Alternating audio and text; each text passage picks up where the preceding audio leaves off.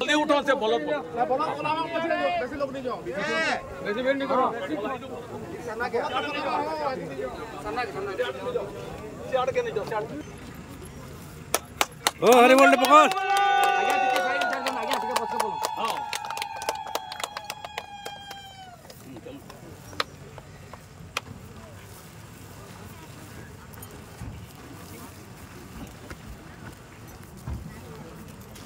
Mobile चढ़ा के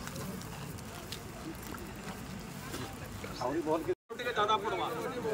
हां देख पति बुनाए तो जोड़े चाटी मकरा केते खाइबे जतके खाइले अपन को ऊपर के चलवा जीती धान डाले के न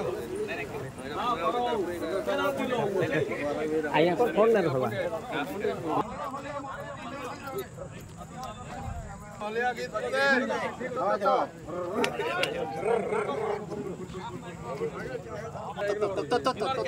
हलिया गीत नहीं जाने का हो हलिया गीत बोलो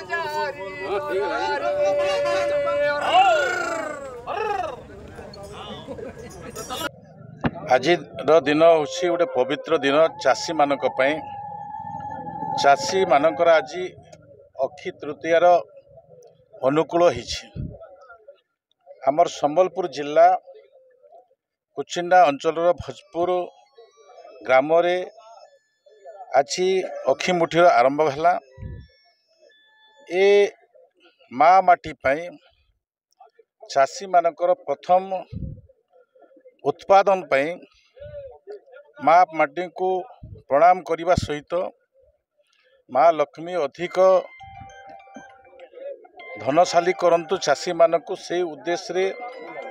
ए पर्व चाषी मानकर आरंभ होता है आज ठारू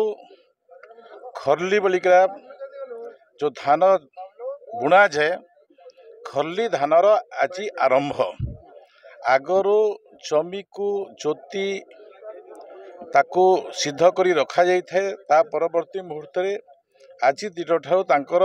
खरली धान बुणवा आरंभ करती जोटा कि बड़ बड़ गहिर जमी थाए से जमी ही आरंभ होता है कारण सेठी पानी लागिगले धान चाष हो पारे ना से खरली बतरी बा अछरा बा रुआ ए प्रकार चारि प्रकार प्रणाली रे चाष ही चाषी करि थाए आजिर दिन आहरी एक गोटे शुभ मुहूर्तर दिन जोटा कि महाप्रभु जगन्नाथंकर चकाडोलांकर तांकर रथर कार्य आरंभ होता है आज ही अनुकूल होता है से दृष्टि प्रभुंकर आशीर्वाद जगन्नाथ महाप्रभुंकर जहाँकर सहधर्मिणी होती माँ लक्ष्मी जे लक्ष्मी विराजमान होंतु प्रभुंकर आशीर्वाद रहू ए प्रकार उड़िया चलणी उड़िया संस्कृति परंपरा भितर ए महान पर्व को चाषी आनंदर सहित आरंभ करी शेष पर्यंत उत्पादन पर्यंत तार काम से चले थे कहारी को से निर्भर न करी निज गोड़े से निजे सक्षम होबार ए प्रकार सौभाग्य तैयारी करें एठारे ओडिशार जो 80 भाग चाषी लोक अछंती चाषर उन्नति पाई यशस्वी प्रधानमंत्री नरेंद्र मोदी ओडिशार मुख्यमंत्री मोहन माझी चाषी उत्पादन द्विगुणित हो से दृष्टि आज समस्त प्रशासनिक अधिकारी जिलापाल डीडीए अन्य भेटनारी डिपार्टमेंट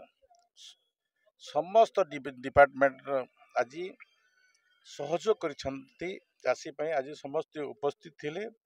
एटा संबलपुर जिलार करा जाइछि एठी चेयरमैन मामरार उपस्थित थिले सरपंच माने उपस्थित थिले एठिकार सरपंच भी उपस्थित थिले ଏବଂ ଜନସାଧାରଣଙ୍କର ଆଜି ଗୋଟେ ହସ ଉଲ୍ଲାସର ଦିବସ ପରିପ୍ରେକ୍ଷୀରେ ମାଆ ମାନେ ଚାଷୀ ମାନେ ସମସ୍ତେ ମିଶିକିରି ଆଜି ଆମେ ଏ ଅକ୍ଷିମୁଠି ଆରମ୍ଭ କଲୁ, ଶୁଭାରମ୍ଭ କଲୁ, ଅନୁକୂଳ କଲୁ। ଏ ବର୍ଷ ଅଧିକରୁ ଅଧିକ ଧାନ ଉତ୍ପାଦନ ହଉ